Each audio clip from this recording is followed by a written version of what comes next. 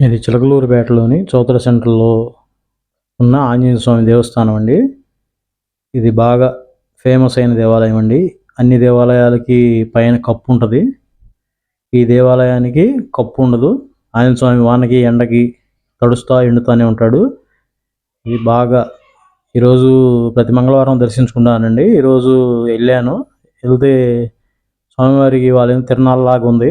బాగా జనంతో అభిషేకాలు జరుగుతున్నాయి. పాలు, పెరుగు అభిషేకంతో జరుగుతున్నాయి.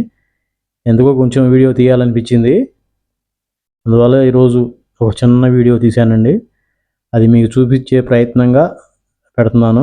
వీడేందో అన్నీ పెడుతున్నాడు ఏందా వీడియోలని అనుకోవచ్చు. కానీ ఎందుకో మన సబ్స్క్రైబర్స్కి కూడా ఒకసారి ఈరోజు మంగళవారం కదా, ఒకసారి ఆంజనేయ స్వామి దర్శనం చేపిద్దాంలే అన్నట్టుగా ఒక 3 నిమిషాల వీడియో పెట్టానండి. ఎక్కడెక్కడి నుంచో భక్తులు వస్తుంటారండి ఇక్కడికి. కర్ణాటక రాష్ట్రం నుంచి కూడా భక్తులు వస్తుంటారు. నెలకు ఒకసారి వస్తారు వాళ్ళు. ఎంతో ఘనంగా ఇక్కడ తిరునాళ్ళ జరుపుతారు. ప్రతి నెల అన్నదానం చేస్తారు.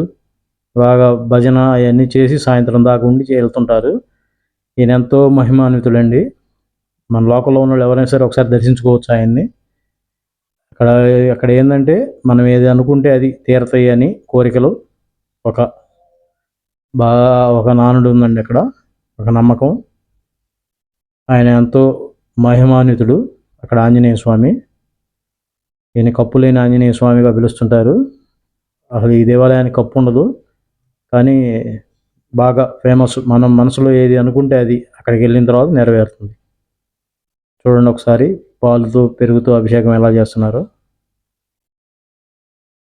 ఎవరైనా లోకల్ వాళ్ళు ఉంటే ఒకసారి దర్శించుకోవచ్చండి. మీ ఏదైనా కోరికలు ఏదన్నా ఇబ్బందులున్నా ఆయన తీర్చేస్తాడు. మన సబ్స్క్రైబర్స్ కోసం ఈరోజు ఈ చిన్న ప్రయత్నం చేశానండి. జస్ట్ ఒక లైక్ ఇవ్వండి ఆంజనేయ స్వామికి.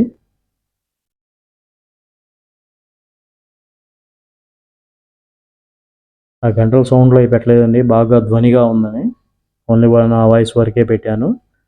సో అక్కడైతే గంటలు కానీ పక్కనే మేళాలు కానీ బాగా మోగుతూ ఉన్నాయండి. ఈరోజు ప్రతి మంగళవారం దర్శించుకుంటాను నేను ఆయన్ని.